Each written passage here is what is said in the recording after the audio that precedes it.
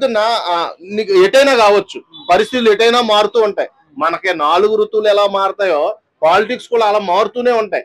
ఏ టైంకి ఎలా ఎలా ఉండాలో మనకు తెలుసుకోవాలి ఫస్ట్. ఇలాంటి పరిస్థితుల్లో ఆయన అలా చేయడం చాలా అంటే చాలా వ్యతిరేకత కనబడుతుంది.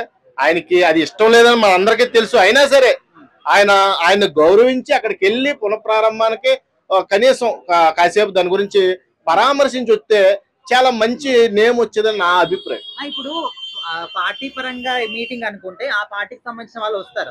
అయితే ఇప్పుడు రాష్ట్రం మొత్తానికి, రాష్ట్రం అభివృద్ధికి సంబంధించిన ఇది ఒక సభ. సో ఇలాంటి వాటికి రాకపోతే నేను అందుకే ఇన్నిసార్లు ఇంకించుకుంటున్నా. ఇప్పుడు ఆయన రాకపోతే ఏం లాస్ రాదో, కానీ ఎక్స్సీఎం రేపు పొద్దున్న కాబోయే సీఎం అవ్వచ్చు, ఎవడో తెలుసు.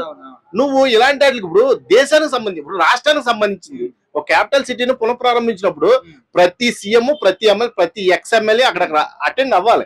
నీకు ఇన్విటేషన్ వస్తే, ఇన్విటేషన్ వచ్చినప్పుడు కూడా నువ్వు వెళ్ళలేదు అంటే అది వ్యతిరేకతే కదా.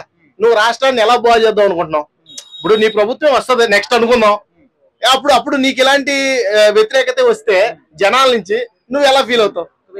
నెక్స్ట్ సీఎం అయినా కూడా కేంద్రం నుంచి నాకు ఇలాంటి సపోర్ట్ ఉండదు. ఖచ్చితంగా అంతే కదా. ఇప్పుడు నరేంద్ర మోడీ పాపం దేశం కోసం చాలా కష్టపడుతున్నాడు. ఇప్పుడు చూడు క్లిష్ట పరిస్థితులు ఎలా అయిపోయిందండి దేశం. అతలాకుతలం చేశారు ఆ పనికిమాలినోళ్ళు వల్ల డిస్టర్బ్ అయిపోయింది కంట్రీ మొత్తం.